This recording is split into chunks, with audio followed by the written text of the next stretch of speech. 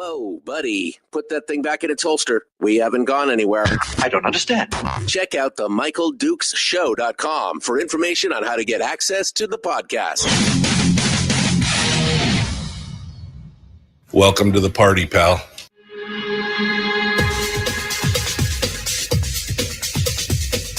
The Michael Dukes Show. The greed and the entitlement is astounding to me. What more could you want from a low-budget radio program? This is a dumpster fire. That was just BS. It is time to get a new perspective. We know just what you need, and we've got just the cure. Open wide and prepare for a steaming hot cup of freedom. I just don't fathom it. The Michael Dukes Show, streaming live across the world. Live around the world on the internet at michaeldukeshow.com and across the state of Alaska on this, your favorite radio station and or FM translator. Hello, my friends, and good morning to you. How are you doing? Welcome to the big radio show for Monday. Oh, that's weird. I got no picture. Okay. No sweat. We're going to continue on here. We're going to keep things rolling. It's Monday morning, and we have got a lot of stuff to go over. And I want to say, hey, how are you? And congratulations to all those winners for the Homer Winter King tournament. It was it was a lot. There was a lot going on Saturday. For those of you who missed it, it was a great time. A great time was had by all. Let's just put it that way. It was definitely a fun, such a beautiful day down here on the Homer Spit. It was a lot of sunlight. Started off really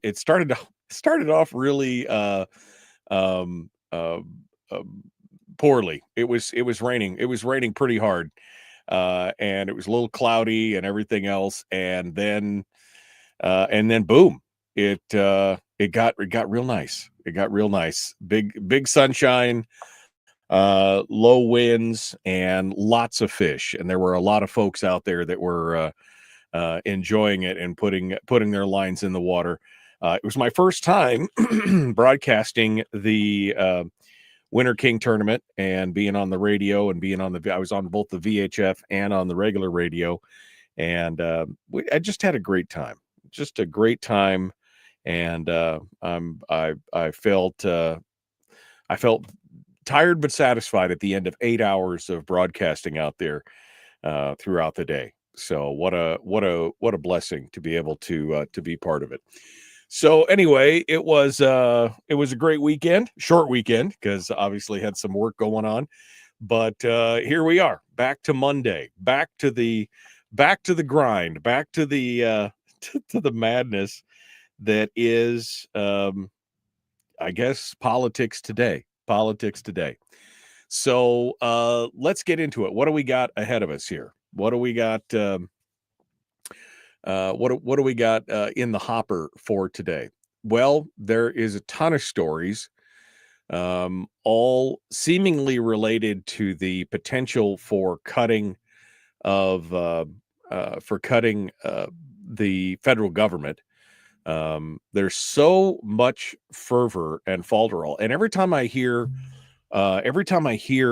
another yelp or cry or rending of clothes about how horrible this is, and how I'm constantly reminded of the old the old saying that government that is big enough to provide you with everything is also big enough to take everything away.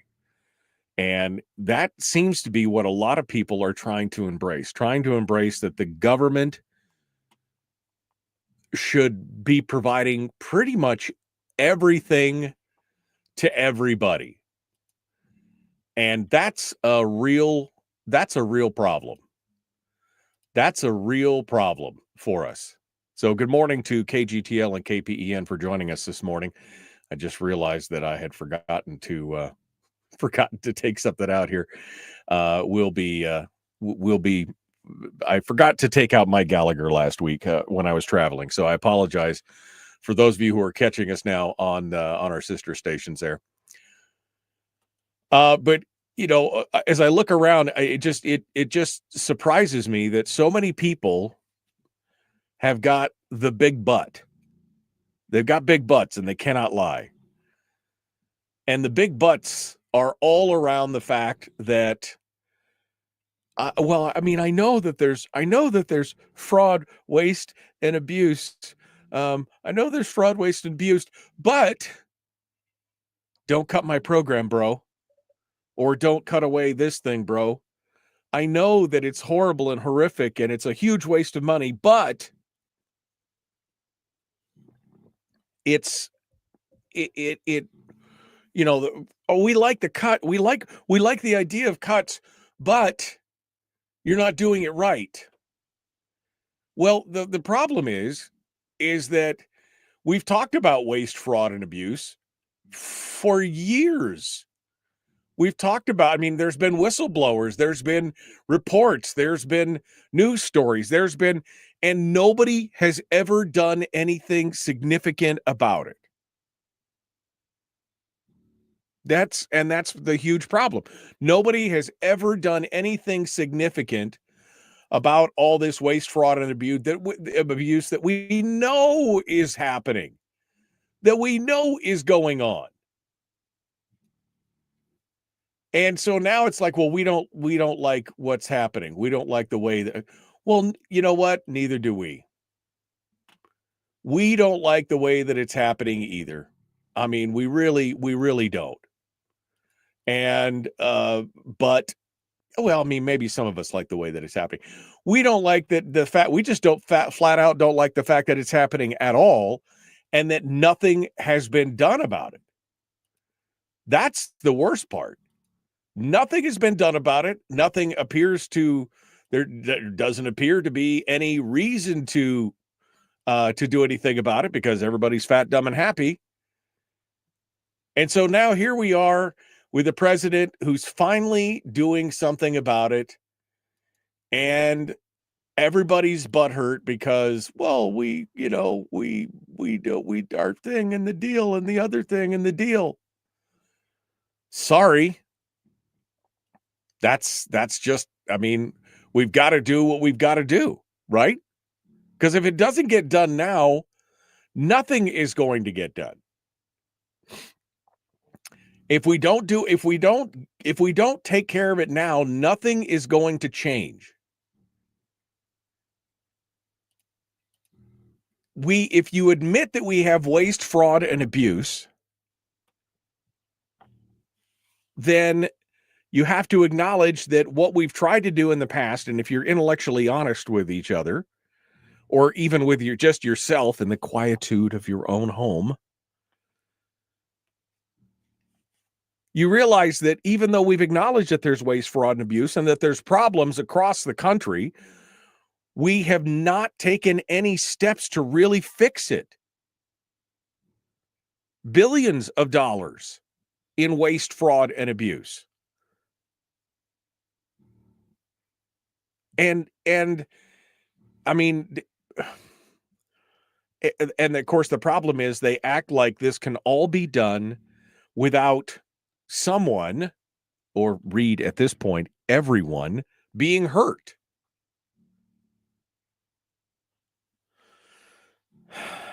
There are protests that have been going on around the country. Up in Fairbanks, there was a protest where like 100 people showed up and to walk around the town and talk about how they're upset about Trump bad, Elon bad, the whole thing. But Must Read actually wrote a little interesting blurb here. Suzanne Downing said, locals in Fairbanks said many of the protesters looked like they were not locals. They looked like a tour group. They were dressed up like a tour group because Fairbanks is a pretty small town and you recognize people when you're, driving around and looking at this, but, activists on both sides recognize each other and still smile and wave, even if they're on different sides. The protesters did not look familiar to the local residents and seemed unfamiliar with local residents. So, I mean, are they astroturfing this? Are they bringing people in? I don't know. Maybe. But I know they had 100 and something people down in Juneau as well, shaking their signs. And it was all about Trump bad, Elon bad. Not about, see, if you can't attack the message, if you can't go to the root problem of the message, you attack the messenger. And that's where we're at today. Oh, yes, we don't like waste, fraud, and abuse, but Elon is not the guy to do it. Trump is not the guy to do it. Well, if not them, then who? And if not now, then when? Do I understand that people will be hurt? Well, don't you understand? Children and dogs and cats, and it's going to be hard. Yes, I understand. I understood from the very beginning that if you go into government and if you cut out the waste, fraud, and abuse, that the recipients of that waste and fraud and those who are benefiting from the abuse of the system are going to be, they're going to feel the pinch. And in this case, because the federal government is in every part of our life, I mean, it's everywhere. Because the federal government is in every part of our life, then, everybody's going to feel it. Everybody is going to, have to shoulder some of that burden. And that's that's just part of it's the medicine, right? And unfortunately, we've gone so far that a spoonful of sugar is not going to make the medicine go down any more or any more smoothly, because it's in every part of our lives. And so now it's like, well, we got the thing and the deal and the what do you think is going? Here's the thing. Let me just back this up for a moment. What do you think is going to happen if we leave things just the way they are? What do you think is going to happen if we continue, and I'm talking now at the national level, not at the state level, although the same thing holds true here in the state. What do you think is going to happen if we just left things as they are and we continue to spend ourselves into oblivion? I mean, $34 trillion. The $34 trillion. And eventually, we're going to hit a wall. We're going to hit a point of diminishing returns where the U.S. will be putting more money up for bonds. That's how they borrow money, right? Is that they issue U.S. bonds and they do. But pretty soon, there won't be any buyers for those bonds because they don't trust the government's ability to pay them back.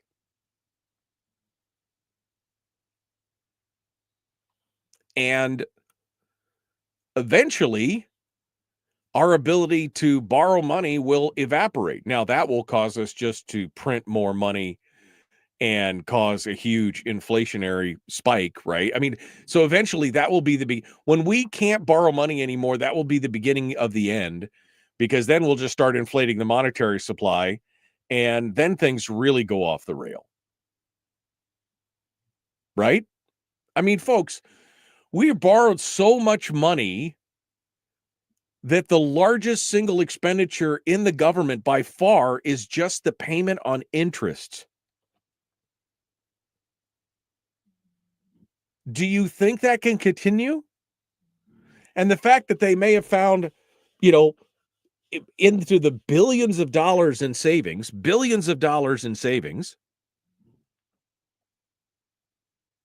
the fact that they found some of that, things that we could recoup, and that people are just squawking about, well, you can't cut my program, you can't cut that. That's just, and then of course, instead of some of them, instead of saying that you can't cut my program, they're saying, well, you can't cut it that way. You can't do it that way. I may agree with you, but that's not the right way to do it. I mean, at this point, we've got to kind of cut it out with a chainsaw, don't we?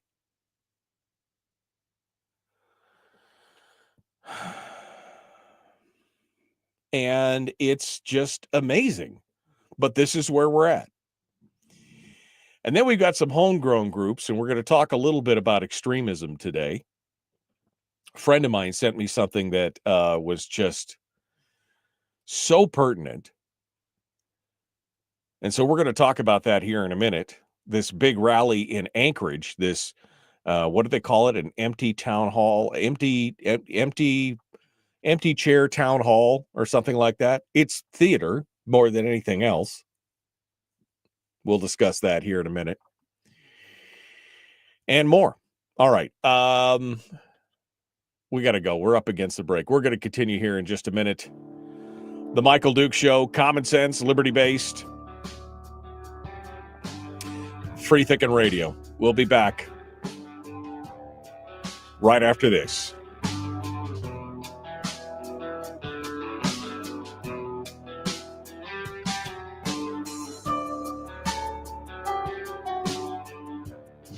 If you missed the show, you can listen to it on your time with Dukes On Demand.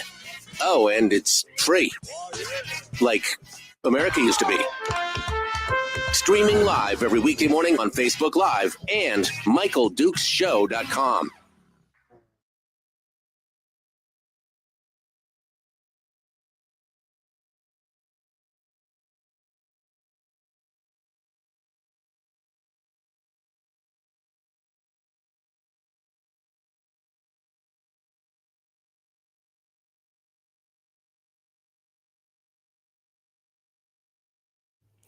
Okay.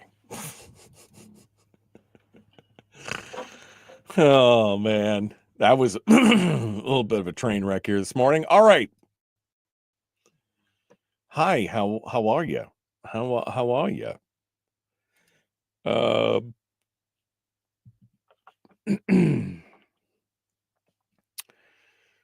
We need Xanax and Ozempic to make the medication go down. Oh, and another jab. That will do it. Oh, man. Attack the messenger, said Kevin, like 4 majority members did during Sullivan's speech to the legislature. Total lack of respect of Sullivan and for the House. 0 decorum. I thought it was just 1. Was it 4? Missed that.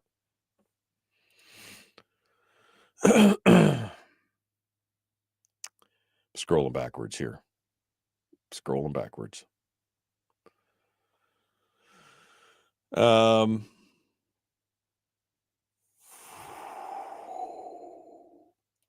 Anthony says the average mouth breather doesn't understand that excessive waste and bloated budgets is creating the need for itself.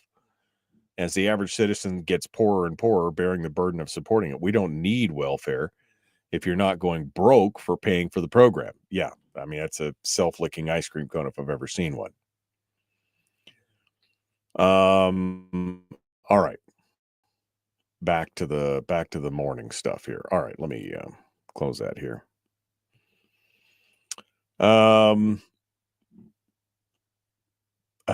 Greg says that it was probably out-of-staters in the Fairbanks talking about that Must Read story. But then I saw that Fat Ray said, Michael, those people organized on the Fairbanks Reddit. They do not agree with you that fraud, waste, and abuse are bad. Maybe it was. Maybe it was all local folks that they just never been seen before. But again, what is their proposal? What is their proposal to that? Sorry, my wife's dog is coming to visit me here this morning. My door doesn't latch, and the dog has decided to come in and visit with me this morning. There we go. Kim says, even my grandkids apparently are watching too much social media. Grandpa, Trump is closing the Department of Education. He's the worst president ever. 16 years old and feels like the world's coming to an end. It's crazy. It took some serious explaining to help him understand the good and why closing and turning it over to the states is a good thing. Of course, because again, you've got a whole situation where the answer to every problem is government.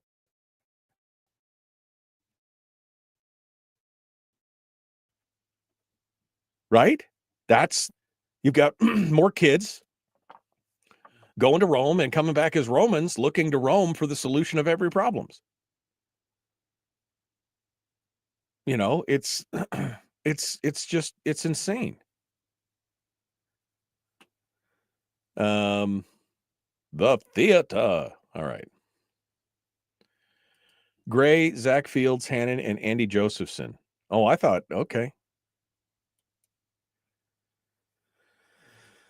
All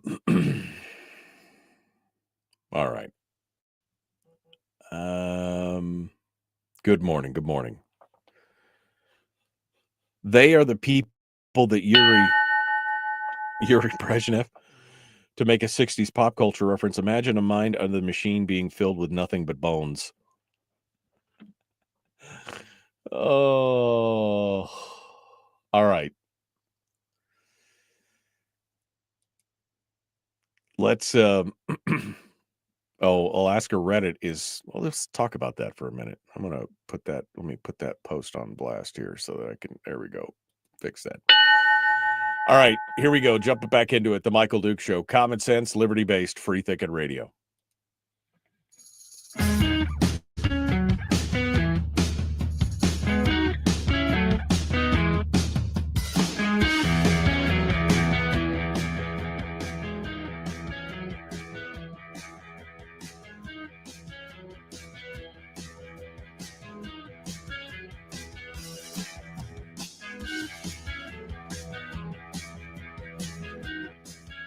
Okay, welcome back to the program, The Michael Duke Show. So we were just talking in the chat room, and Fat Ray on YouTube said, Michael, the people in Fairbanks, those people organized on the Fairbanks Reddit. It wasn't some out-of-town astroturfing thing, and they do not agree with you that fraud, waste, and abuse is bad. Which, again, I'm not paying that close of attention to what's happening in Fairbanks, but interesting. And then Anthony, who's in Fairbanks, and who apparently has been following some of this stuff on Reddit, said Alaska Reddit is currently being bombarded by a quite energetic propaganda campaign. Tried debating in good faith with several people and found there was zero unifying message or principle amongst the group. It's more about everything sucks and boo Trump because I said so. Pretty low IQ bunch of folks. Well, and there's no telling if those folks are actually Alaskan or not. I mean, the Democratic Party has really, they've got a very, very efficient arm of folks who are working out there in the social media sphere and working on the internet, in the TikToks and in the some of the other socials, and in places like Reddit. So it's interesting. It's interesting to see that come down. Overall, again, the protests are really more, I think, about the theater and the perception than anything else. Case in point, they had a protest around the country. Now, it was part of this 50 plus 50 plus 1 thing, where they want 50 protests in 50 states on one day. That's what the 50 plus 1 is. That's what the Fairbanks thing was. That's what the Juneau thing was. And apparently part of that is being driven by a group called the 907 Initiative. Aubrey Weber, who's formerly a journalist for the ADN, interestingly enough. I mean, no things there. They organized a town hall meeting in Anchorage. And what do they call it? An empty chair town hall meeting or whatever. Basically, they sat 2 empty chairs on stage, and they got all organized. They got all organized, and they invited a bunch of people. And they said there was about 600 people there, which I mean, I suppose is possible. They were up there to protest the firing of federal workers and a freeze on federal funding sources. That's what the whole point was. They are upset, and they did the whole empty town hall meeting because they said, well, Begich and Sullivan won't meet with us. Begich and Sullivan won't hold town hall meetings. To which I said, where were these people when Mary Peltola didn't even come back to the state? Where were they when Mary Peltola didn't appear at any of the debates? Where were they when Mary Peltola didn't engage, except during the election season, in her own little events? I mean, there was just, where was the, where was the outrage then? So they put these chairs up there, and they put funny signs up on the chairs so that, and they use the whole Chicken Nick and Doormat Dan. It's like they're trying to take a page out of Trump's playbook of Little Hands Marco and all the other stuff that he used to do. But it just comes across as not that great. They're not doing as good a job of it as they're going to say there. And then you've got Lisa Murkowski that has been talking about a lot of this stuff as well. And she came back and she said she would not be cowed by the administration that has largely shut down internal dissent. Anyway, back to this 600 person meeting. Aubrey Weaver is the executive director, which led the planning for the event, and said Sullivan, who said there's an element of theater, some of this. People stand up and they're looking for that viral moment and they're yelling and screaming. If there's constructive engagement, I'm all for it. If it's all about screaming and yelling in a viral moment that they want to send out to their colleagues, it's not necessarily the most constructive way. He said this is one of the reasons why they, haven't done a lot of the larger town halls. And that he said, my number one priority has been constructive and meaningful engagement with my constituents. This is Dan Sullivan. Maybe it's not in Anchorage or Fairbanks, but in a town hall in a small native village or Kotzebue, which I did this summer a couple of times. That's a town hall, right? So maybe there's a little bit of arrogance saying if you're not doing a town hall in Anchorage, it's not a town hall for Alaska. I mean, there may be something to that, but 1/3 of Alaskans do live near Anchorage. So, I think there's a little bit of theater in his reply. But overall, Aubrey Weaver, who led this 907 initiative, which led the planning for the event, said that Sullivan's response is a lie. He said there's zero evidence that he's been talking to constituents. He's staying in very friendly places. Again, where was the outrage when this is what Peltola did? I mean, I asked Peltola to be on this program several times. Never appeared on this program to answer questions or talk with us while she was in Congress. And then I thought this was interesting. The idea of, I don't want to go into that uncomfortable place. Maybe you shouldn't be a U.S. senator. That's the job, said Weaver, whose organization, the 907 Initiative, by the way, does not disclose his donors. And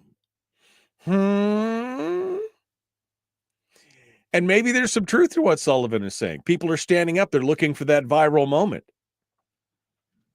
The organizers there at this big gathering in Anchorage had a viral moment in town. The organizers handed out posters that read Chicken Nick and Doormat Dan.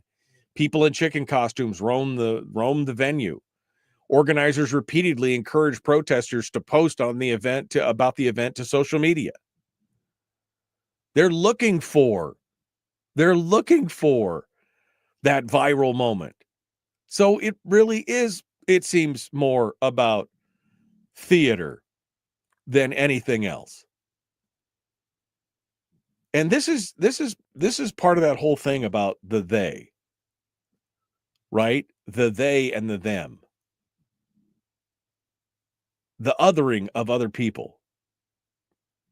And the right does it too. Don't get me wrong. You can't lump everyone together in one certain thing and say they're all a uniform, monolithic, deal. And I actually thought there was an interesting comment in here from one of the people who attended, and it seemed like she was more reasonable than some of the others. It was Betsy Baker, an Anchorage-based attorney, said she was part of a group that had met with Sullivan to convey concerns about the Trump administration's actions. She thanked the organizers of the Anchorage Town Hall, but said it was publicized using humorous but disparaging nicknames for our elected officials that has an effect of turning away some people who might have come had the event been publicized somewhat differently. She said future events should appeal to a wider circle, including to people who voted for Trump. Find the Trump voters who have remorse, she said. To that, Aubrey Weber, the 907 Initiative guy, said, the time for being polite is over. This is not a moment for pleasantries. So again, the kind of the framework of the extremes, right? And it's just so amazing to watch the and but. Yes, but. All the buts. Yes, but. We hate the waste, fraud, and abuse, but. And this, again, comes back to that idea of continually dividing us one from another. That those folks who are kind of in the middle that just want to, we just want it fixed. That's the thing.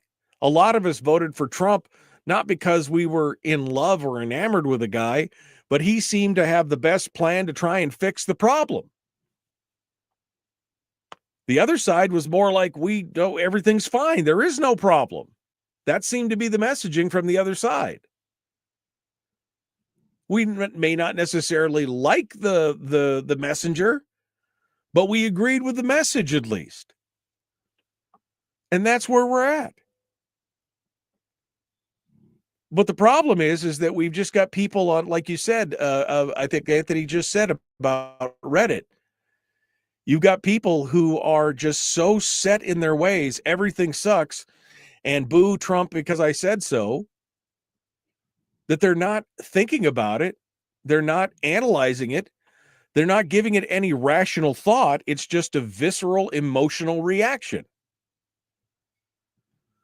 Which leads me to a very interesting piece that was sent to me by a friend over the weekend, and I had to laugh because it's so apropos about extremism. And why do these extremes exist? On both sides of the aisle. Why have we come to the othering? Why have we come to the theys and us and them and all that? I mean, shouldn't we all just be together on this? I mean, shouldn't we all come together and try and fix it? Again, all I want is for it to be fixed. That's all I want. That was the message that Trump had, and he was overwhelmingly elected. So something's going on there. Maybe it's the elites and some of the other folks who are frustrated by it. Maybe it's some of the, again, government workers who are frustrated by it. But the overall, that's what the American people wanted. They wanted it fixed. But we've got these extremes, and they're the ones that are catching a lot of press and everything else. So we're going to talk about that extremism here in just 1 second. And when we return, yeah, I know. That's the hook. We'll be back with more in just a moment. The Michael Duke Show. Common sense, liberty-based, free thinking radio.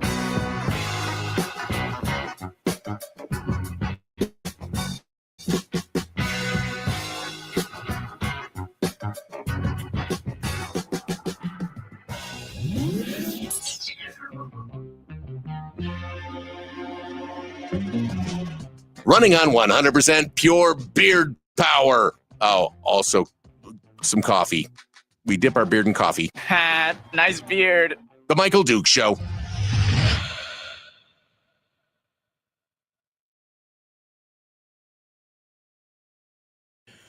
Okay. Why? I'm sorry, I'm looking at something in here. I'm looking at something. Uh-huh.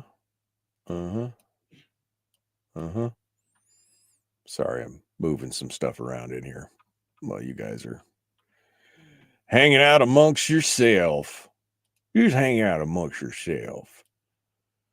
And we'll do that. And we'll do that. And we'll do that. How about that? How does that sound? So if you guys like that? Okay, good. No idea what I'm talking about, do you? No, and Fat Ray, I'm going to get into that here in just a second. He's like, what are you talking about? Both sides of the aisle. The right didn't burn Teslas when we didn't like them. No, I mean, I'm about to get into that about extremism. So there you go.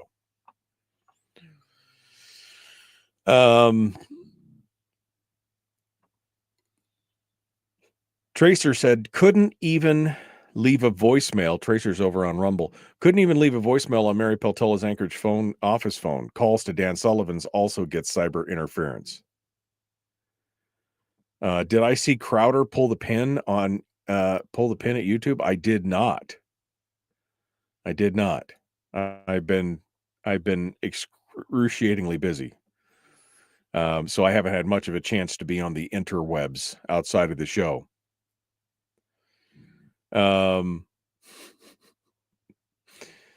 Randy says, absolutely. President Trump promised to fix the economy. People can't reasonably expect that to be accomplished in a mere 8 weeks. Be patient. We've endured much harder times, but at least we know Trump will keep his promises as he has always done. Well, not to be a negative Nancy here, but he has not always kept his promises. I mean, I think he's tried in a lot of ways. But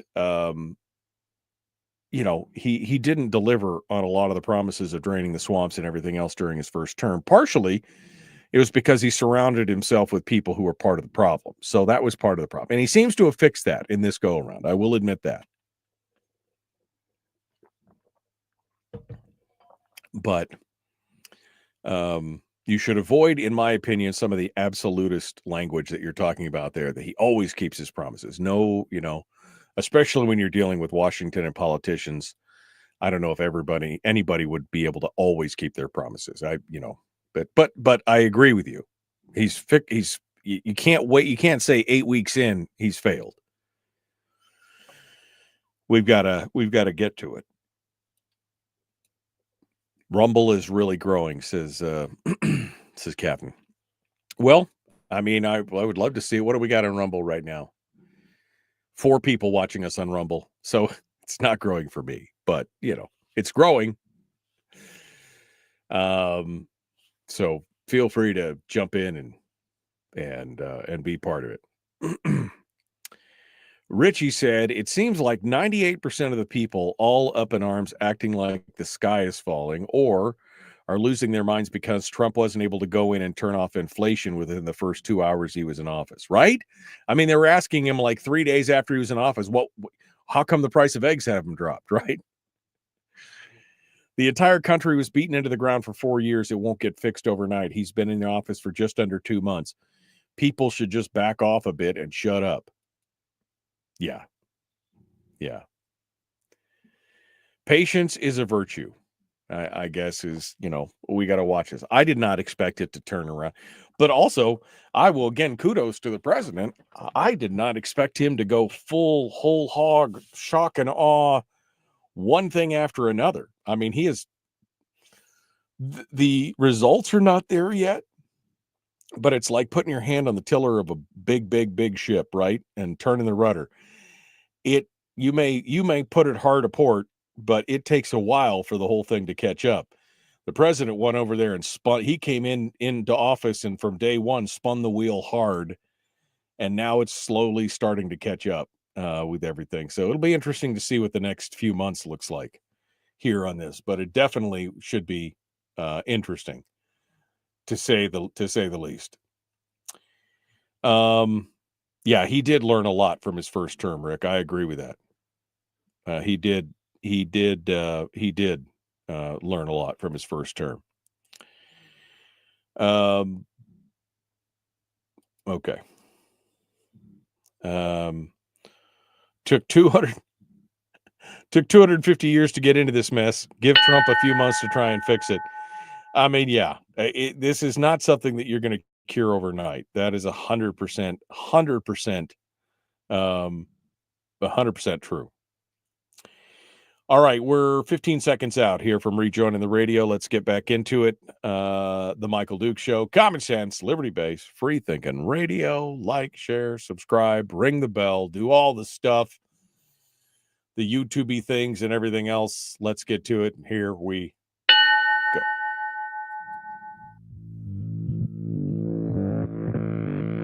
Public enema number one.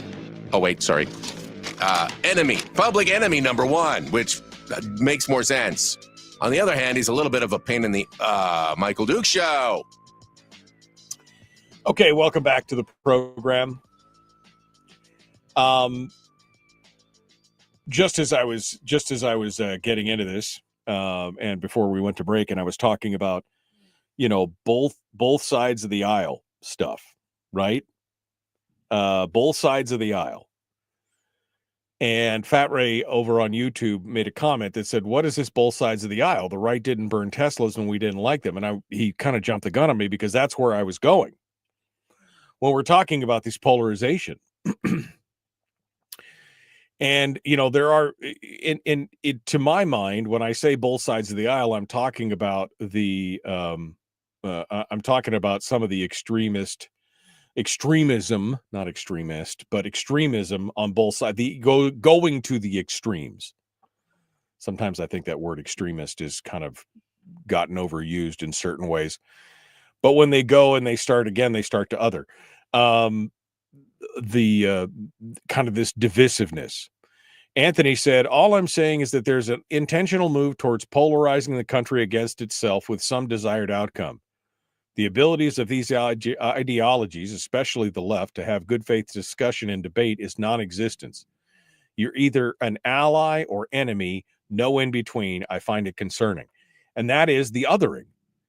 If you're not with us, then you're obviously against us. Now, to some form or another, some degree or another, you could see this reaction. I mean, the fact that people are, and now they're finding out.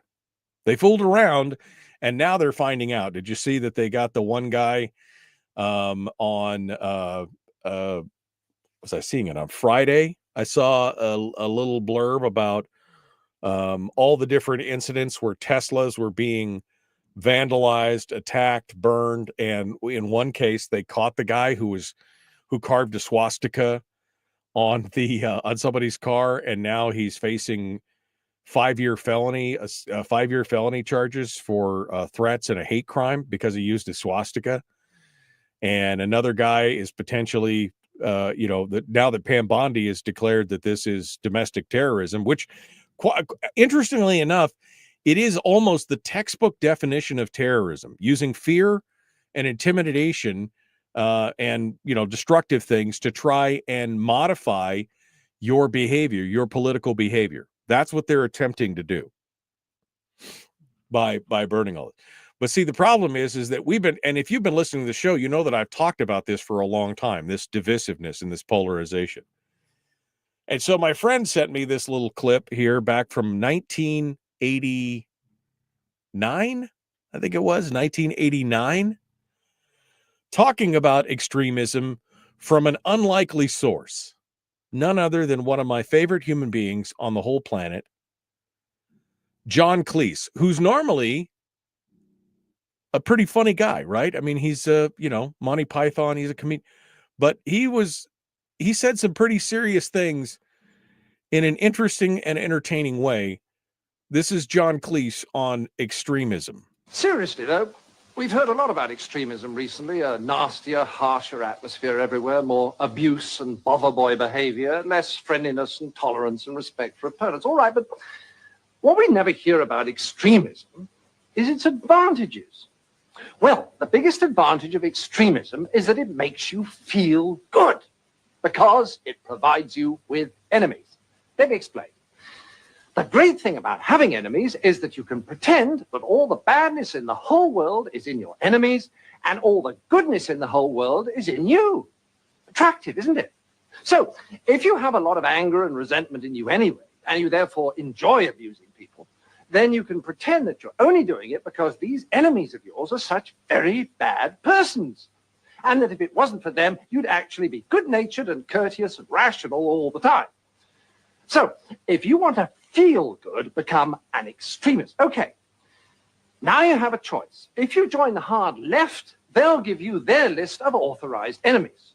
Almost all kinds of authority, especially the police, the city, Americans, judges, multinational corporations, public schools, furriers, newspaper owners, fox hunters, generals, class traitors, and, of course, moderates. Or, if you'd rather be an extremist on the hard right, no problem, fine, you still get a lovely list of enemies, only they're different ones. Noisy minority groups, unions, Russia, weirdos, demonstrators, welfare sponges, meddlesome clergy, peaceniks, the BBC, strikers, social workers, communists, and, of course, moderates. And upstart actors. Now, once you're armed with one of these super lists of enemies, you can be as nasty as you like and yet feel your behaviors morally justified. So you can strut around abusing people and telling them you could eat them for breakfast and still think of yourself as a champion of the truth, a fighter for the greater good, and not the rather sad paranoid schizoid that you really are. That's, I mean, right? You can feel vindicated. You can feel virtuous by attacking the list of enemies that you've been given by, whoever, whatever your circle of influence is saying is bad. And yes, I do agree that it is on both the left and the right. On the left to a larger degree, in my opinion, and maybe that's just my bias talking. But again, just because we didn't like Teslas as an EV, just because we weren't fans of EVs, we weren't going around and burning them up or scratching the hell out of them or doing whatever.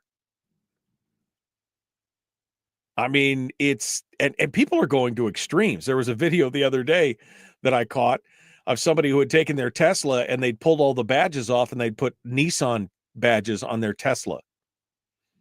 Just in case. Didn't want you to burn up my $70,000 car, so I put Nissan badges all over it. So if you're dumb enough, you know that it's not a Tesla. Right?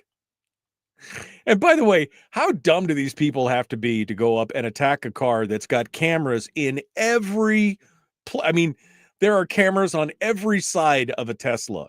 And that's how they've caught a lot of these people, is that they catch them, especially at the airport.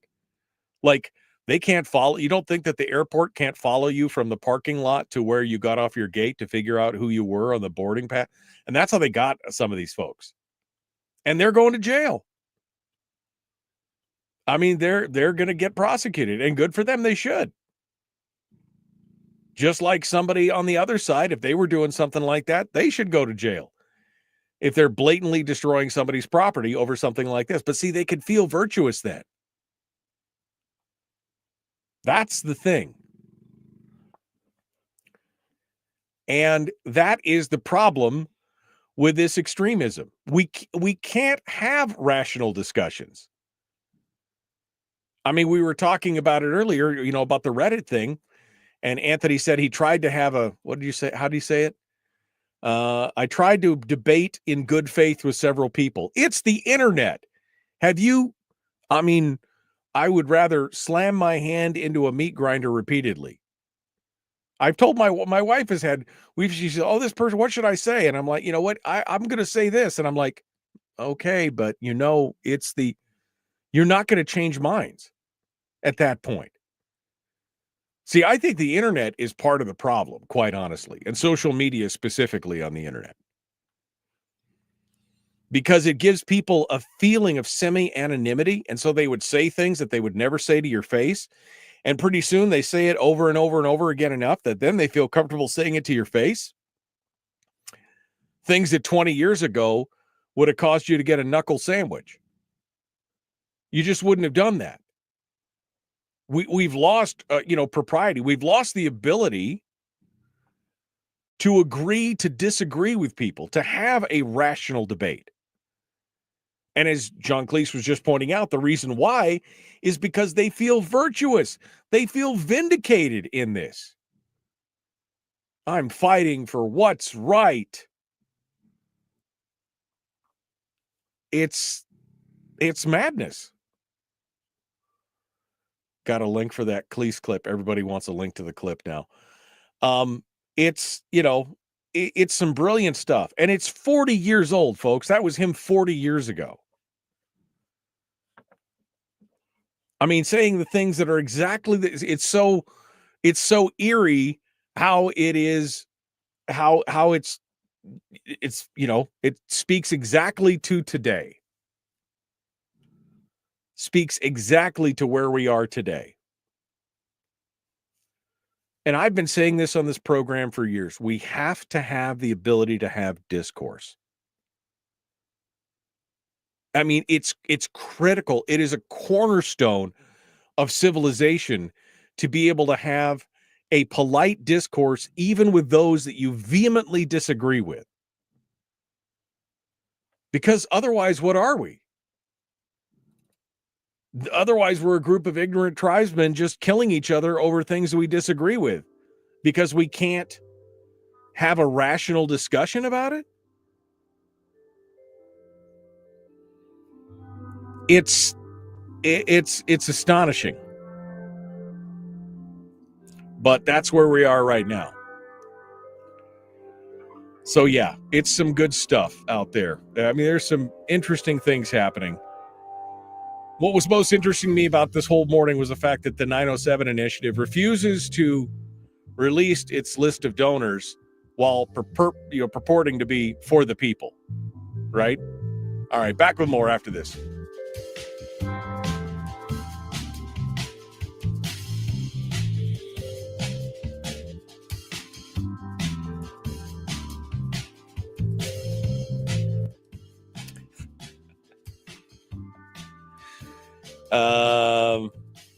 Anthony says debating with this ideology in good faith is less about converting a person to me, but more about exposing the logical fallacy of the ideology as a whole. Sure, they may be petulant toddlers, but once you show everyone there's no teeth in that dog, it loses credibility, one Reddit post at a time. Well, good for you, my friend.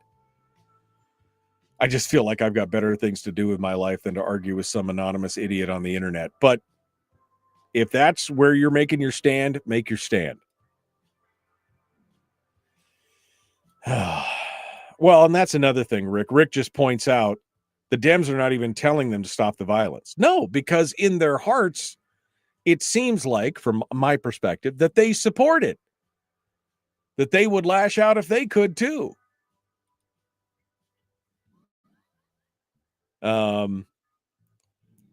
Gordon says the problem with having rules for polite discourse is that the liberals took it to the extent of political correctness.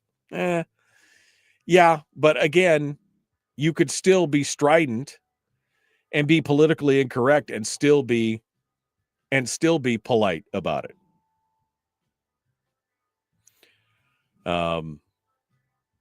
It's spooky, man, at this point. Yeah, and the people who are out there, literally organizing and telling people to go out there and wreck. I mean, it's so interesting that 4 years ago, Elon was the darling of the left, right? The darling of the left. Everybody wanted a Tesla. Everybody wanted be part of his green thing. Everybody wanted to be. And then all of a sudden, he bought Twitter, and that's when he became akin to Hitler. And then joining Trump was just a bridge too far for some of these people.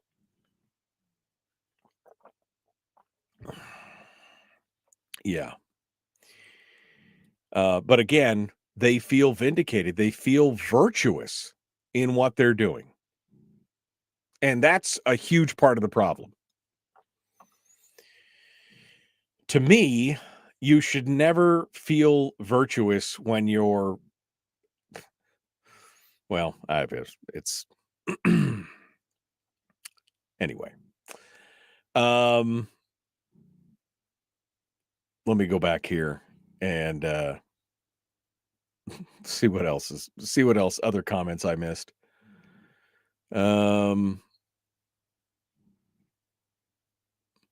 Brian says, short term, these people will take the arrest as a badge of honor.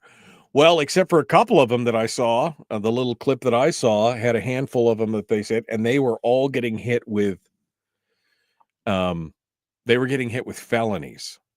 It wasn't just a misdemeanor, we're arresting you for protesting.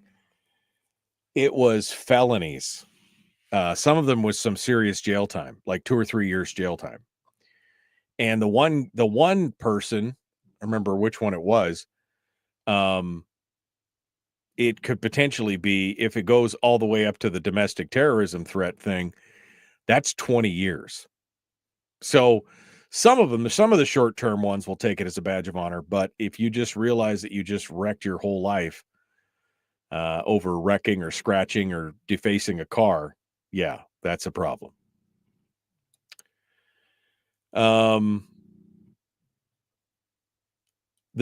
Anthony says, the Democrats will support it until they cross the line where a percentage of the left is uncomfortable and then walk it back with the usual, I do not condone this thing speeches, and then isolate that element of itself as something else, nothing to see here. Well, here's the thing. I think they are getting to the point to where a lot of the moderate, middle of the road Democrats, like regular Democrats, like not the fringe, not the extremes, they're already going like, what is happening? They're already asking themselves, that may have an unintended consequence of pushing those people more towards the middle, or at least towards the opposite side, just long enough to get rid of some of this madness. Kim just said all this madness should be good for the midterms. Maybe. We'll see. Brian said, but they're counting on a coup and pardons. We'll see how that works out. Did you see that the Trump administration decided to, I just saw it in passing, so I don't know if it was literally from the president himself, but they were talking about waiving and revoking all the pardons because they were all done with the auto pen instead of in person. And somebody made a point of saying, yeah, you notice how President Trump has been signing all of these executive orders and everything he's doing in person. He's been signing them in front of the cameras. Interesting.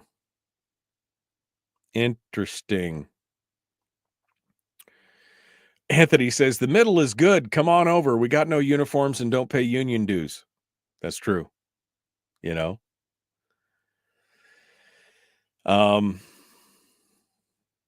I don't know.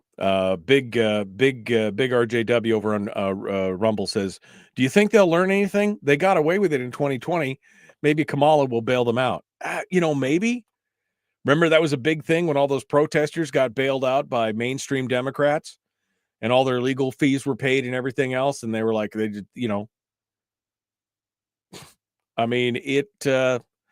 but I think that what you're seeing is more and more people are just getting fed up. I think that's what I think that's why Trump was elected. Not because there was a bunch of people out there that fell in love with him and thought, but they're so frustrated with the business as usual. He was at least offering an alternative to that. That's kind of my takeaway on the elections. All right, we got to go. Back with more of the Michael Duke Show.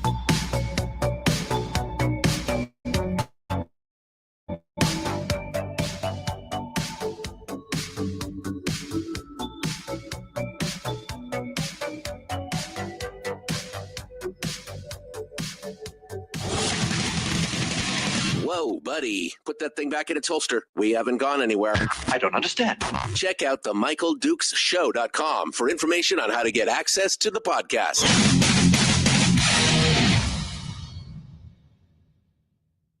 Welcome to the party, pal.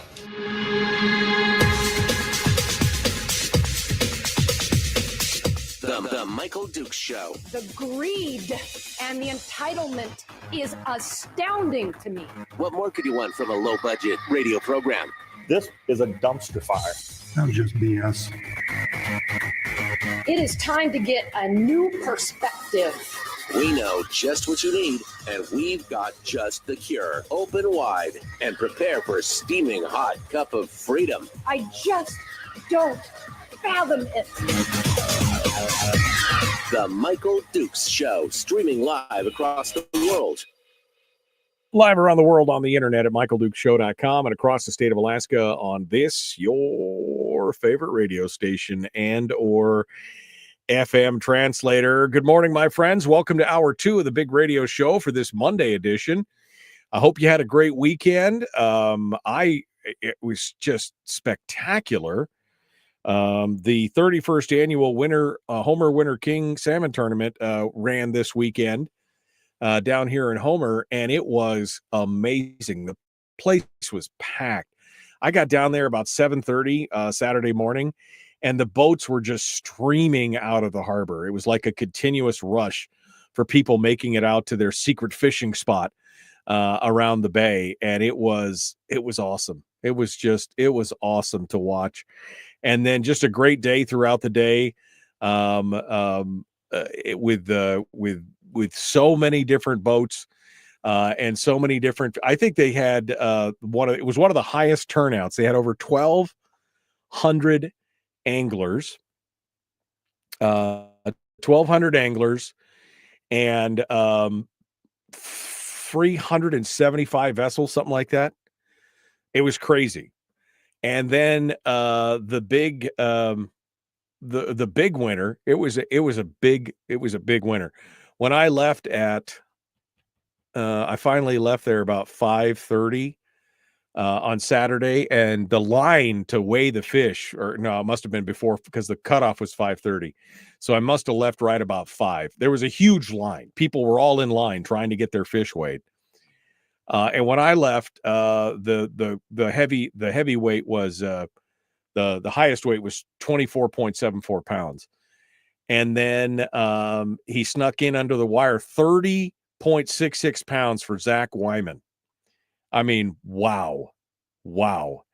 There was a lot of great fish in there, and it was just such a good time talking to folks and fishermen out on the water over the VHF and talking to folks on the air. We broadcast throughout the day on our station down here, giving updates and talking about what was happening and interviewing folks. And it was just a great time. So good Saturday, good weekend. I got a little bit of rest yesterday, and we're back at it here this morning. We've been talking about extremism and how it doesn't serve anybody. Whether it's extremism on the left or the right, and while I think that this is a problem and can be a problem on both sides of the aisle, I think the left is definitely taking the lead in some of the madness that we're seeing out there, right? And the overall problem with some of this extremism is that once you've picked a side to be they, when you've othered people and created an outlier group that is the they to you, then everything that you do feels virtuous, and you can feel good about attacking them verbally, and in the case of what we're seeing today, physically trashing their stuff, burning their cars. You could feel virtuous about that, and there's definitely a danger in that. And we talked a little bit about that in hour 1, and you can go back and listen to it on the podcast if you want to hear it as you go through. But what are some of the other things that are going on around the state? Well, let's talk a little bit about the repeal effort for ranked choice voting. the group that is set up to do the ranked choice voting thing, and Phil Izon now, as we talked about earlier this year, Phil Izon has now stepped out of that role. He's not going to be participating, his group, because remember there was two groups that were gonna try and do a repeal thing, and now it's down to one, and the group is calling itself Repeal Now. And the group is set to launch on April 1st.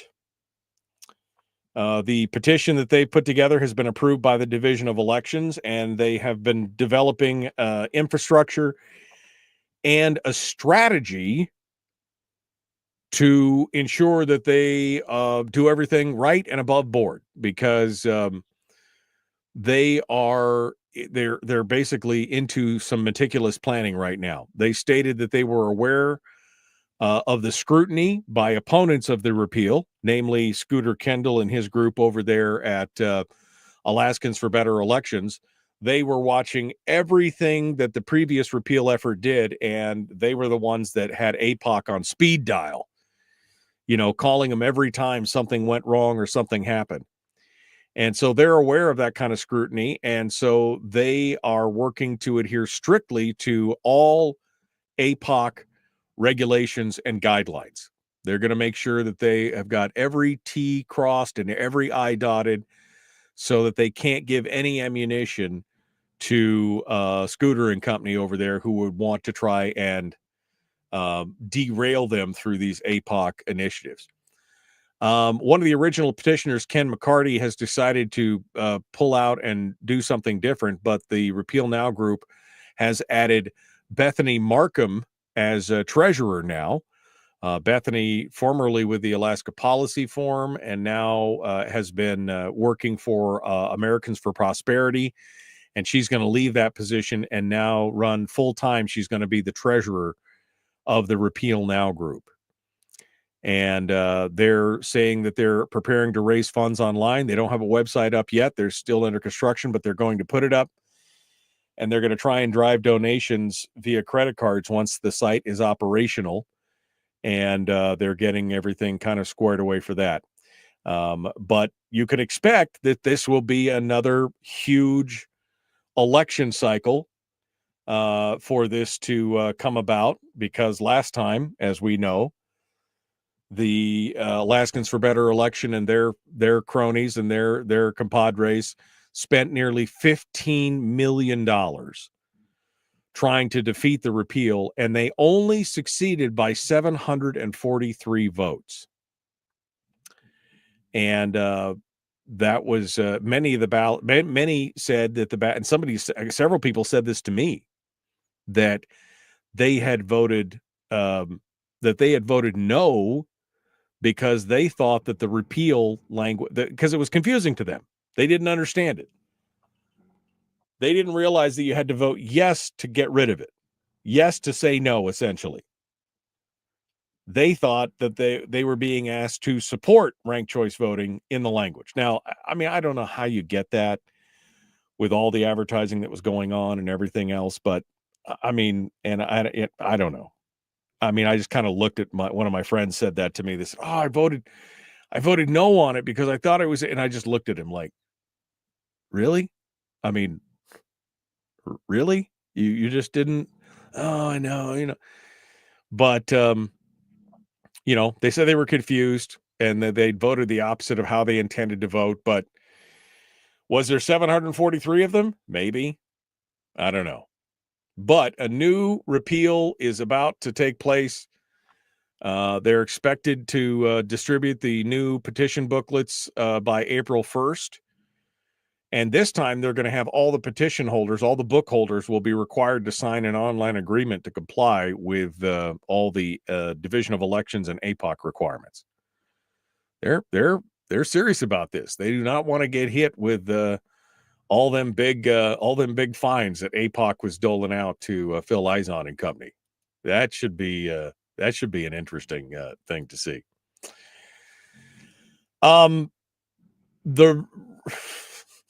The races are heating up. We're going to talk about this here in a second. The races are heating up for governor already. How do I know?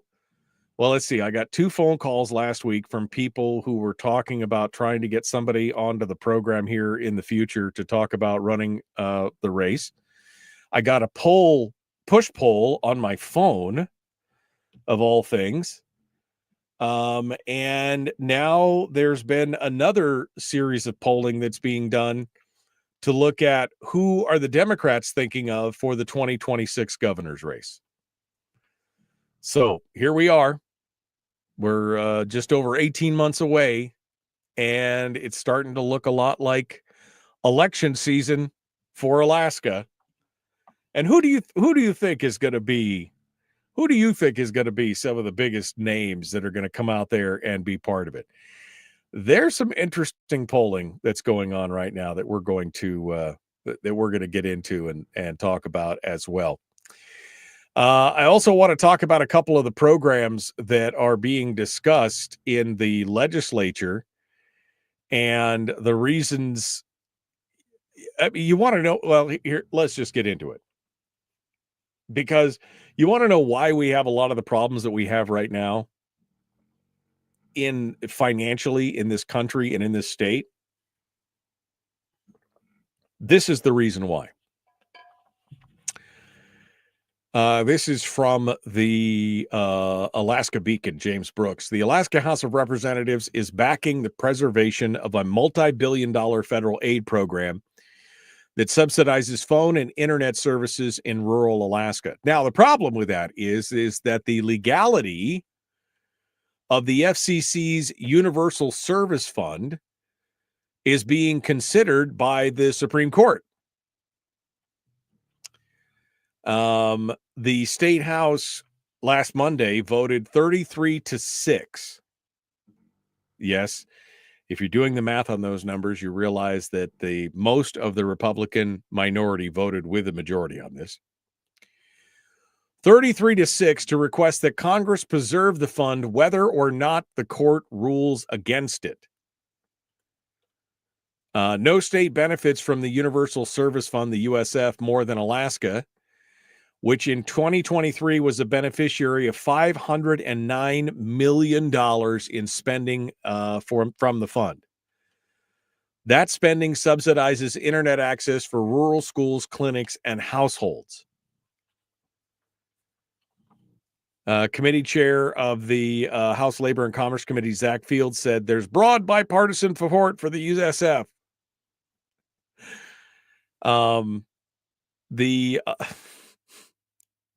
Will Stapp from Fairbanks spoke in support of the resolution, saying that on balance, it's a very beneficial program, especially in the area of delivering communication services in the rural health portion of it, which provides critical needs to all Alaskans, especially those in rural communities. Maybe health clinics, maybe I could get behind that, but how much more beyond? I mean, how much more do we need to look to Uncle Sugar for all this? By the way, the USF, the Universal Service Fund, that comes from a tax that's on every one of your telephone lines, mobile devices, everything else. That's all you pay for that. You pay for that. 6 Republicans voted against the resolution: Jamie Allard, Kevin McCabe, George Rauscher, Dan Sadler, Kathy Tilton, and Sarah Vance. Our friend McCabe said that he opposes the USF because it's funded by a fee on telecom companies. It's a tax. It's a big, beautiful tax. I understand the need for it. I just can't support a tax. If you're a conservative Republican, you're worried about taxes, this is a tax. And then Fields said, well, it's most of the funds fees are collected outside Alaska, so somebody else pays, right? Don't tax you, don't tax me, tax the man behind the tree. Tax the other guy. Zach Fields went on to say, if you think that Alaskans should have good infrastructure and that maybe people from New York or Silicon Valley should pay for it, that's a good resolution for you. Our citizens should not be saddled with the worst telecom access on the planet. We deserve equity and access. We deserve? Wow. Well, wait a second here. I mean, infrastructure, trying to loop this into infrastructure is a whole different thing. And by the way, is this part of this $509 million? Is this all part of that mandated physical fiber optic thing that we're talking about that's been cut 3 times in the last year and a half in a couple different locations? I mean, is this where you guys said, no, we can't do any Starlink options or anything else because it's a fraction of the cost? Is that what you're talking about? Is that where all this money's going? I mean, I'm asking for a friend. Just asking for a friend, just in case. But this is, again, another reason why we're in the dire circumstances that we are. It's fine. Somebody else is paying for it. We should still get that gravy. Somebody else is paying for it. It's fine. Don't worry about it. Oh, all right. We got to go. The Michael Duke Show, Common Sense Radio.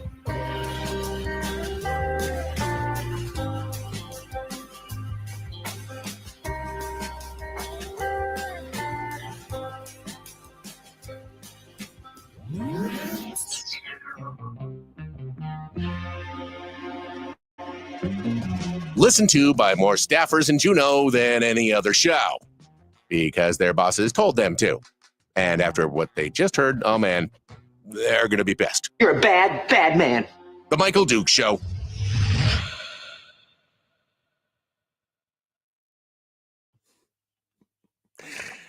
Wait, staff tried to amend Starlink into it and it failed? Come on, man. Come on. That, I mean, at some wow.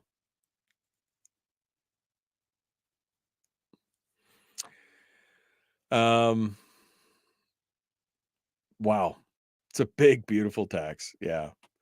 Yeah, right, Brian, right? We deserve? What? How does we deserve equity and access? Somehow I don't know as that was just laid out there in the Constitution. Kevin said you should play the YouTube clip from the FCC chairman on broadband.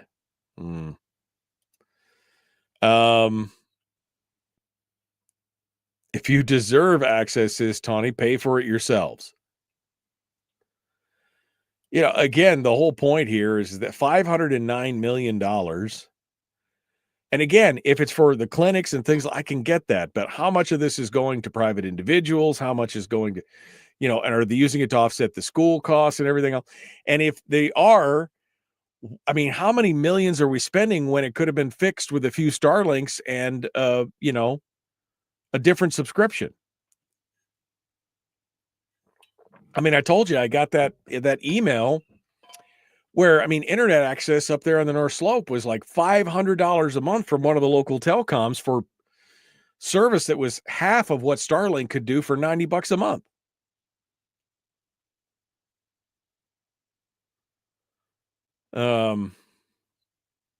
It's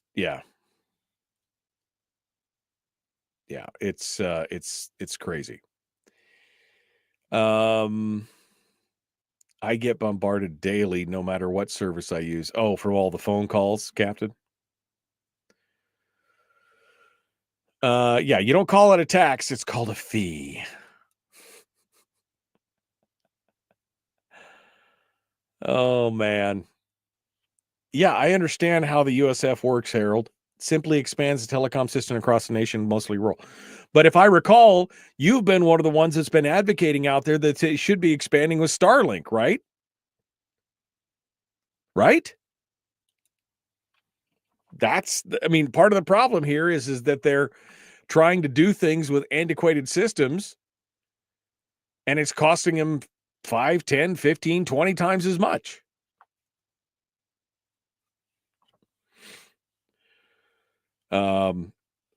Anyway.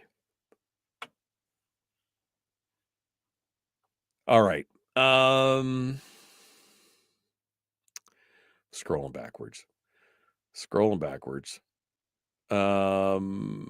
Election season seems to be constant anymore. Yeah, it really is almost like a never-ending cycle of pain, right? I mean, we just ended the election season in November, so December, January, February, March. It's only been 4 months, and now we're going to jump right back into it.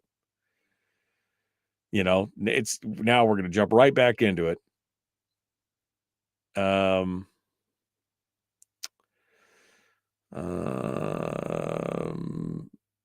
Oh, daughter smoked me a white king. I want some smoked salmon. Yum. All right. Whew. Okay, I'm all caught up.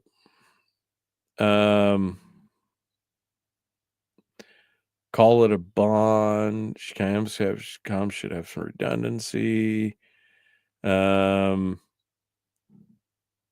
Okay. All right. Well, look at that. We made it all the way to the coming back in. What else did I want to talk about? Oh, the governor's race. That's what it was. That's what I got sidetracked by this bill. Well, it'll be interesting if the Supreme Court decides that it is whether it's constitutional or not. We'll see where that goes from here. But we'll continue here in a minute. All right, let's jump into it. Here we go. The Michael Duke Show. Common sense, liberty-based. Radio. Like, share, subscribe, ring the bell. Let's do this thing. The Michael Duke Show. Not your daddy. Wait, sorry. Not your daddy? Ooh, not your daddy's talk radio. Huh. Whew. I was scared for a second. Thought we were going down. Here's Michael Dukes and the show.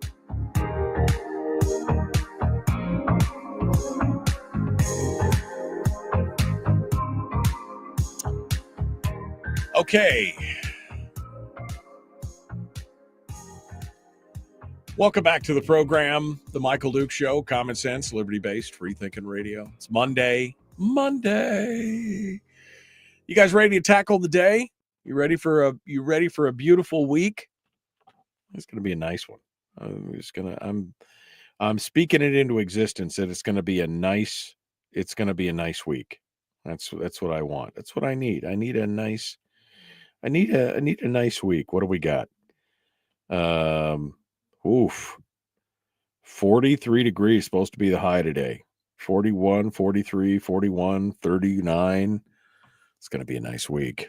It's going to be a nice week here down on top of the world, beautiful Homer, Alaska.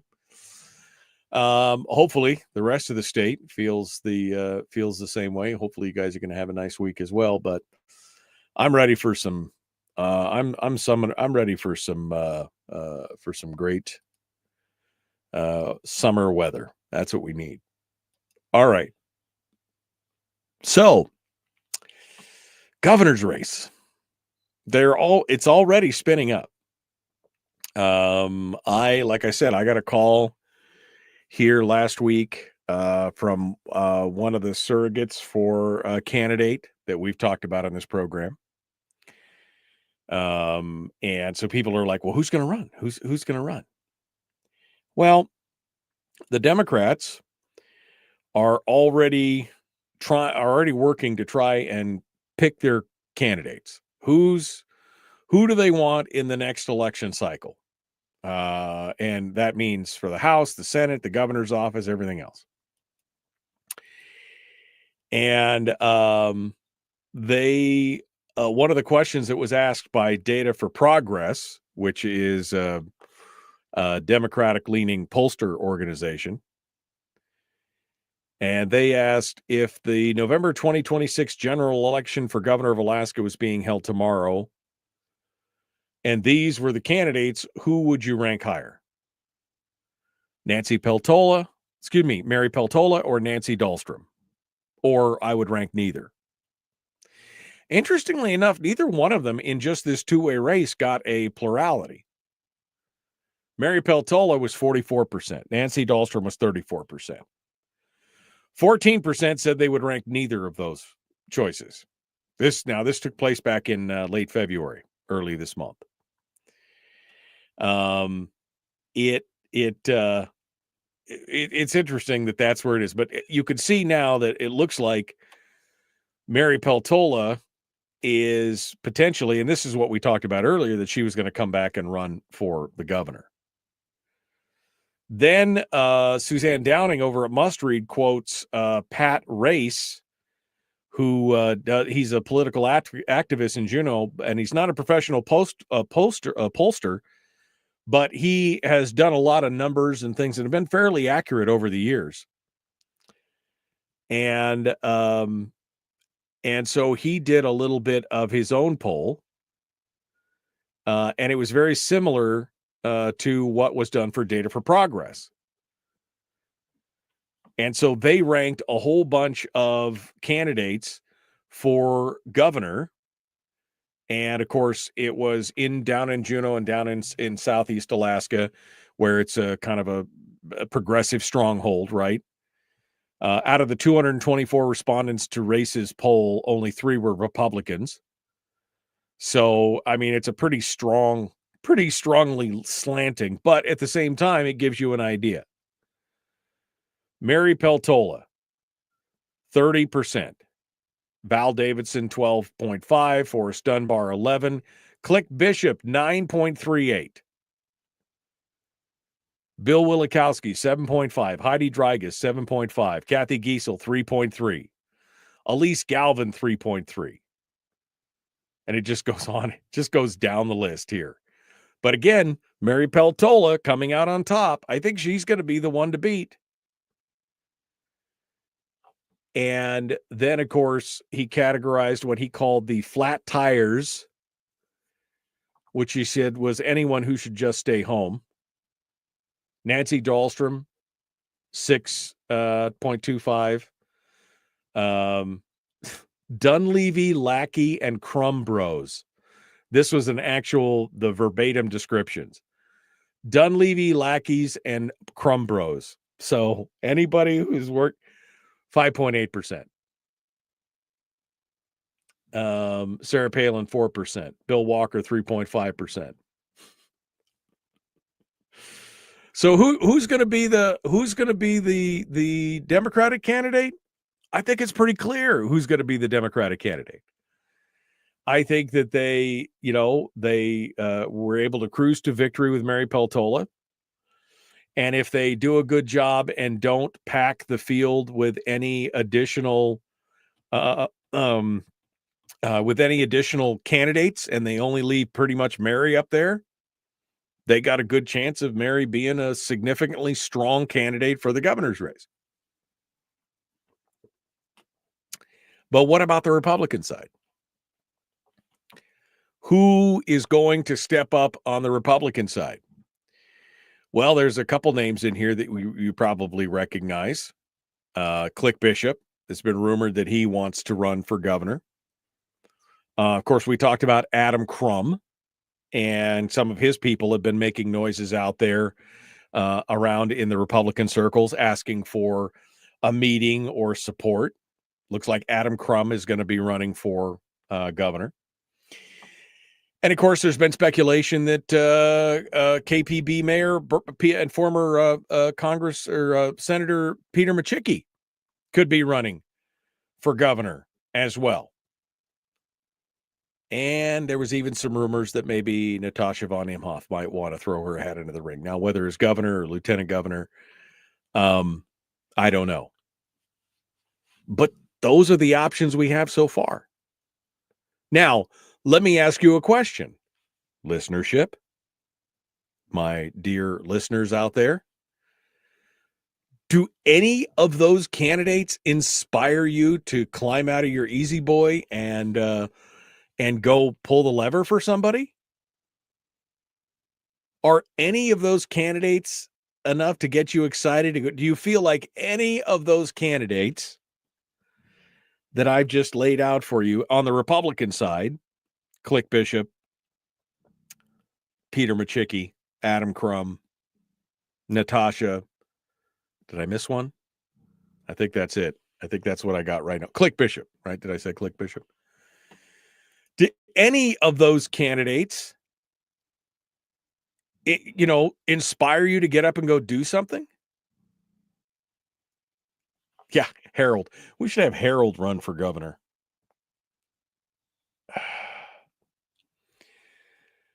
But again, that's where we're at right now. There's no libertarian candidates that we've heard of. It's early now, right? This is just all, but it's so uninspiring at this point. And I know I've been saying this for a while, and I'm not, first of all, I don't want anybody to feel like that I am critiquing Carmela Warfield's tenure as president of as chair of the Alaska Republican Party right now, because she's only been in the seat for a hot minute.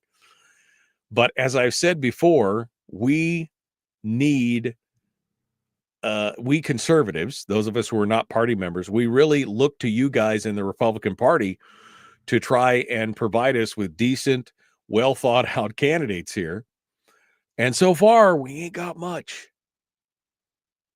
We don't have much. It's just nothing there that is truly inspiring.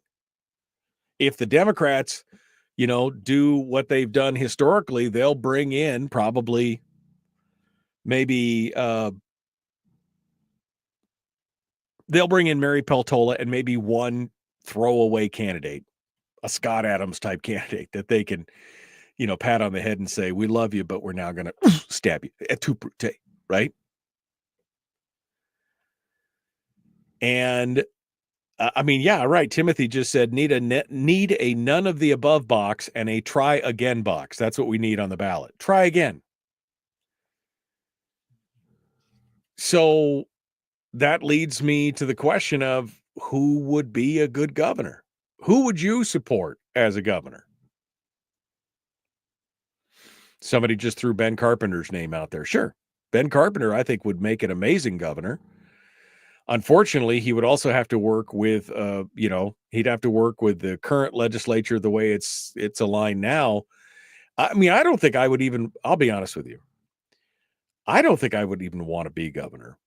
Not that I'm running, but I think that would be such an unenviable position, because you may have the best plans in the world and the best ideals and get everything else, but then you got to convince 60 other yahoos that you're right. And again, not happy with Dunleavy's performance after the last few years, but I see that anytime he tries to get anything done, it is what did somebody say the other day? DDS, the Dunleavy derangement. We can't give him any wins. We can't give him any wins. That's just not a position that I would envy anyone to be in. Even somebody who's a strong, somebody said the other day, Mike Shower for governor. First of all, don't let his wife hear you say that, because she will hunt you down. But it would still be, it's such a tough position, and it's intentional. That whole separation of powers things and the balancing and the legislative versus the administrative, the executive branch versus the court. It's meant to be difficult.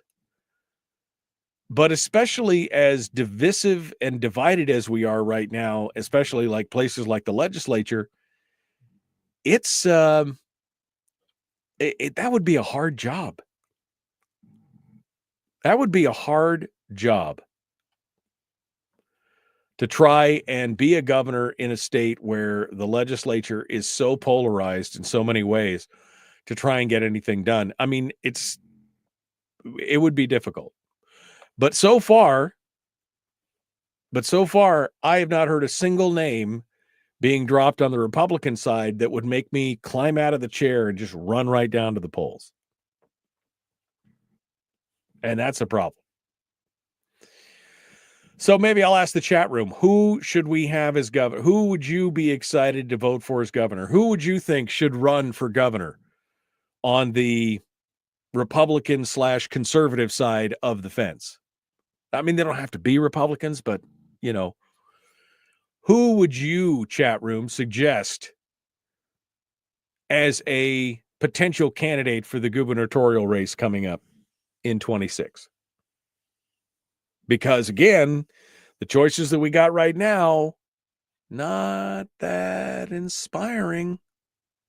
I'm just saying, not that inspiring. Oh my God. Tracer just said Sarah Palin. You want to get banned? That's how you get banned. All right, we're going to be back with more. Don't go anywhere. The Michael Duke Show, common sense, liberty-based, free thinking radio.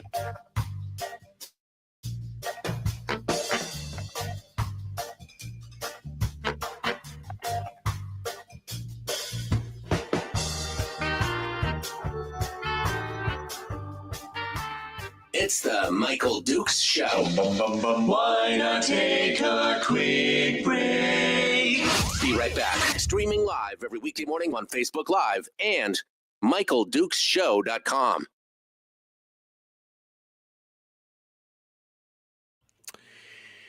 Okay. Bert's. Timothy, I think you're yoinking me here. You're yoinking my chain. Bert Stedman, he says. Bert Stedman. Rachel said Bernadette Wilson. That's an interesting, she's been behind the scenes so much. I just don't know. And so I don't know. I know she worked for AFP. I know she's done some other stuff, but I'm not familiar enough with a lot of her positions to know. And she has some name recognition, but would she make a good governor? That's a good question. I mean, I think based on the rest of the field that we just named, probably maybe that would work out. Armed in AK said, if Vivek Ramaswamy fails in Ohio, maybe he could try it here. Ooh, yeah. Yeah. There you go.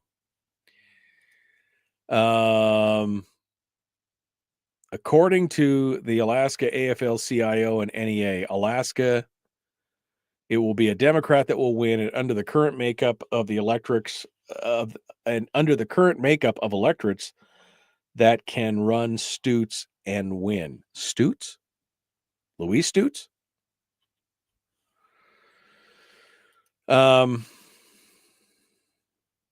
Everybody's like Bernadette. Bernadette would be okay. Captain says Bernadette would be okay. Carpenter would be better. Oh, I'd love to get Ben Carpenter in there. But man, again, talk about an exercise in frustration.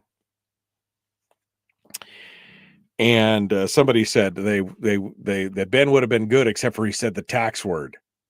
Ben would be a good governor, but he said the T word.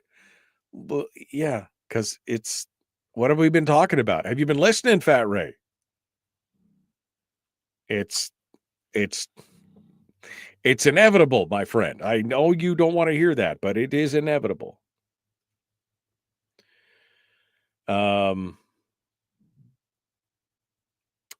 Rob says, keep in mind that whoever we nominate, they need to survive in a ranked choice voting environment. True. And the thing is that we can't run a bunch of different candidates. We have to do what they did for Begich, which is somebody has got to bow out if you get multiple candidates up there in the top, because it will be, I mean, Mary Peltola, I think is almost ironclad going to be the nominee for the Democrats, or at least one of the nominees for the Democrats. But dang, it's going to be, it's going to be tough. Based on the names you mentioned, said Harold, Alaska is basically doomed to the same old, same old. I know, right? Who's the fresh blood? Who do we need to put in there that would be,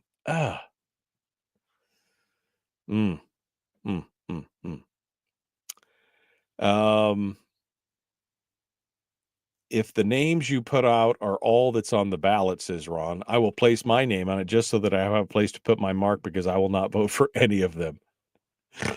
There could be some of that going on.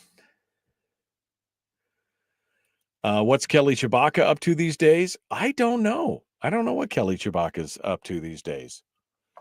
Would I support Kelly Tshibaka as governor?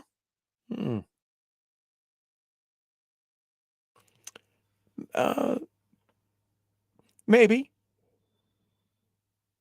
Yeah, I mean, maybe. I would not be. I would definitely not. State Senator Mike Shower. You heard me defend you, right, Shower? You heard me defend you. And tell them not to look out for your wife, right? Carpenter said tax is part of a comprehensive plan, not as a standalone measure. It's been misrepresented by those trying to hurt his run for Senate. Yeah, we know. We talked about that. I don't think anybody listening to this program was fooled by that, Mike. But you're right; it did hurt him on the trail. A bunch of low information voters out there.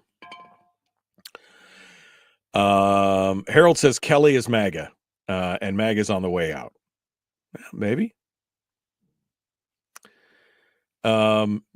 Melissa says Shower's wife for governor.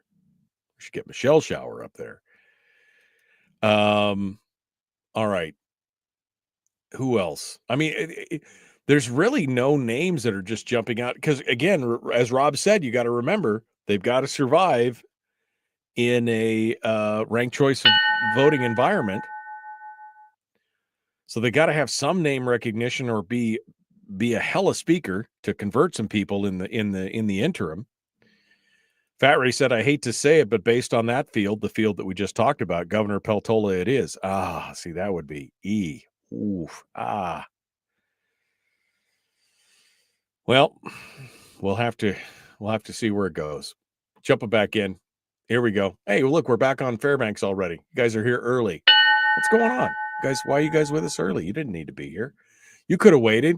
Let's do it.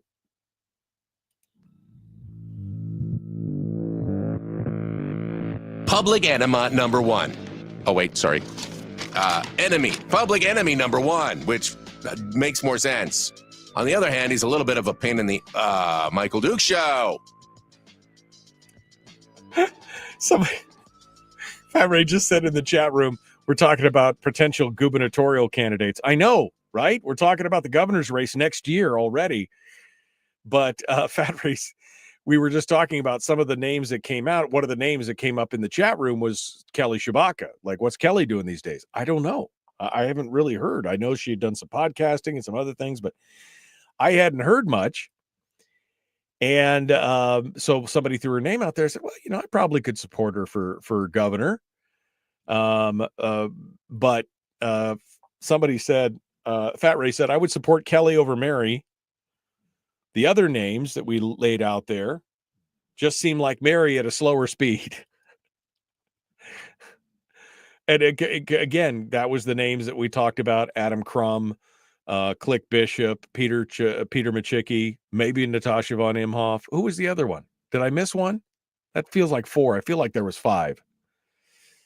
Those are the names that have been floating around in the politosphere out there that we've heard about. And I'm pretty. The Adam Crum one is guaranteed at this point. I can tell you that for now. But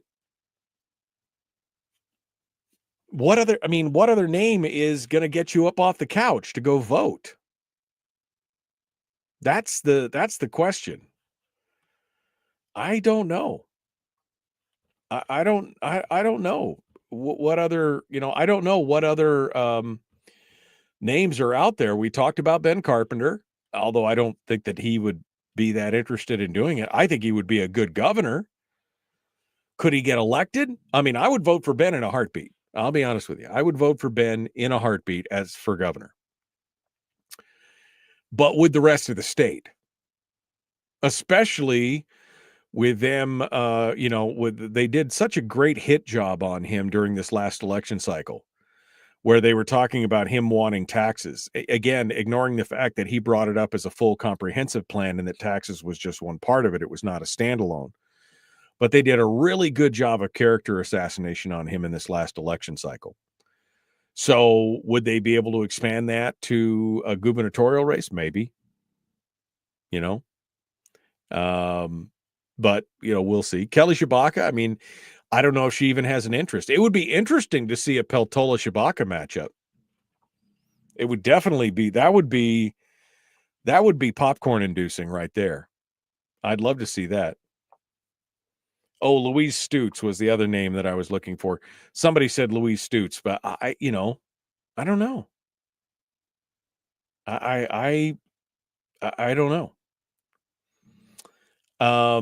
But yeah, I mean, if Kelly wanted to throw her hat in the ring, I think that'd be good. Ben and Kelly. Ooh, maybe there's a dream team there. I don't know. But yeah, I'm sure this is what everybody's asking themselves, Harold. Where in the world is Andrew Halcrow? Oh, that guy, man. That guy, you know. Ben is a good candidate, says Jim, but lost his last election, and that's hard to overcome. I agree. I agree that, again, would the stink from that continue on? He may win he'd probably win down on the peninsula, but what about the rest of the state? I don't know. But we need more inspiring names than what we have right now. Right? Because I just don't see the electorate groundswell for the candidates that I've mentioned. You know? It's interesting to watch. But again, who else would step up there? Somebody mentioned Mike Shower. But I think that you'd have to get past his bride. I don't think that would work. Especially since he's on his retirement plan. He's getting, he's trying to get to the retired status there. And that would, you don't want to mess with your retirement if you're just a handful of years from being there. Maybe next cycle. I don't know. But we'll see. Harold, sometimes you say the dumbest things. Trump is ending elections. Yeah, I'm sure that's exactly it right there.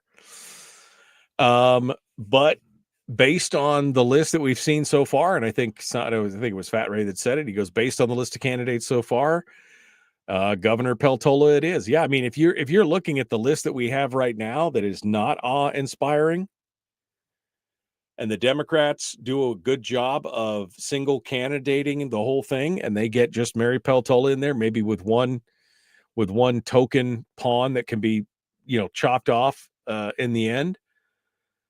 And it's Mary Peltola versus Adam Crum or Peter Machicki or whoever. That's going to be tough. That's going to be tough. I would love to see somebody like a Ben Carpenter, or Sarah Vance, or anybody that is of a more fiscally conservative, smaller government mindset. I could get behind a lot of those people. Now the question is, could they survive? And thank you, Rob Myers, for pointing that out. Rob Myers for governor. Rob Myers would not be a bad governor either. But sorry, my dog is snoring. I mean, they've got to survive that ranked choice voting environment.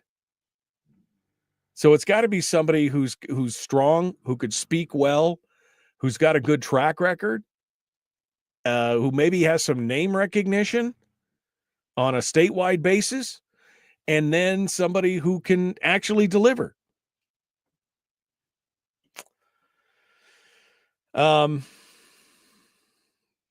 Mike Shower says Peltola would be disastrous considering the momentum and potential Alaska has under the new administration for resource development. I would agree. Harold just said Bryce Edgman. Bryce Edgman? Where was Bryce Edgman? Where was he polling? 3% on the polls. 3%. He polled behind Click Bishop. Click Bishop was at 9%. So I don't think that's going to... Forrest Dunbar polled higher than Click Bishop. Run, Forrest, run. Maybe that'd be something I could get behind. Forrest, Dunbar, and Mary Peltola head to head. It's interesting.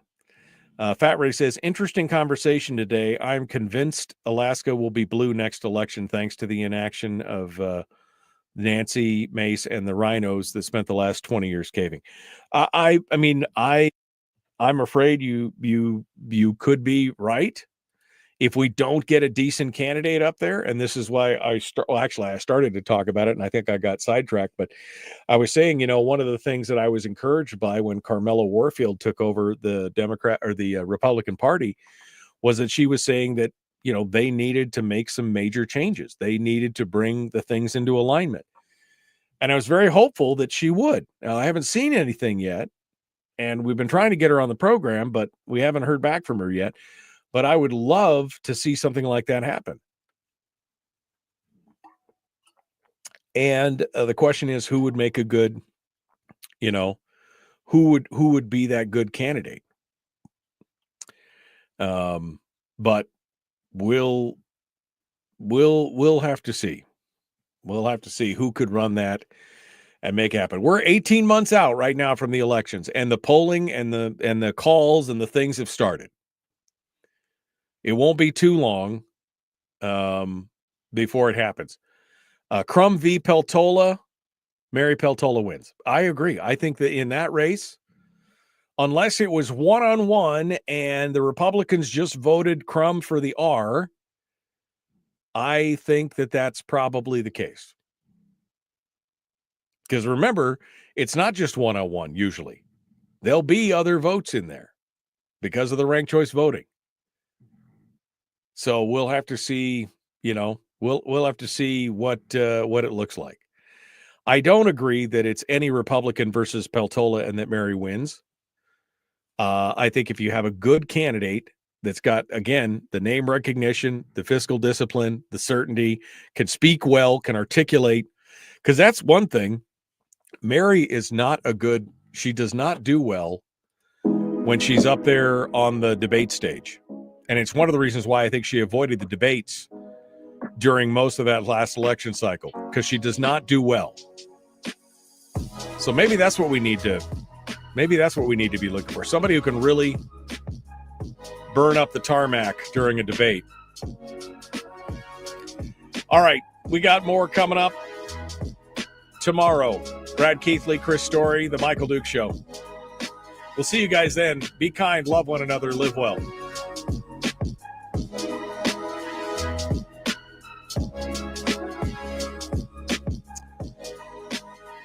Forgot to mention that on Thursday, Sal Mercliano from the YouTube channel What's Going On in Shipping is going to be joining us talking about the Jones Act.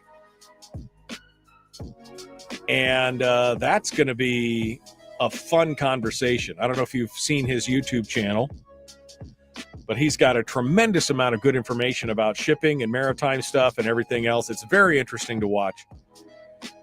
He's going to be on the program on 7:00 on Thursday for most of the hour.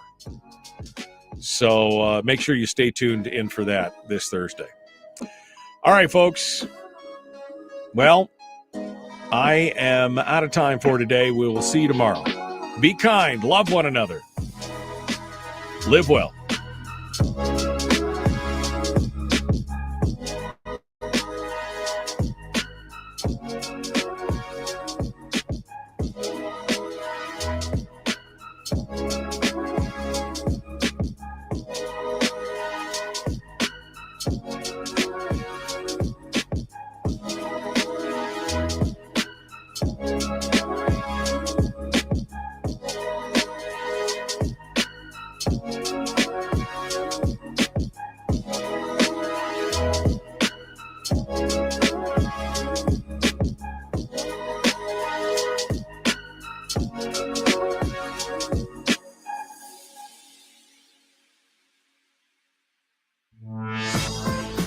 We've shed our terrestrial radio skin, and now we are slimy lizard internet people.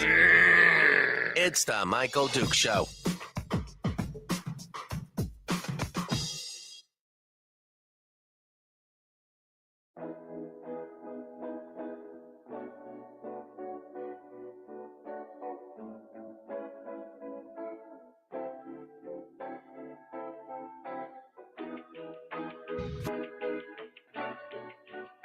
Well,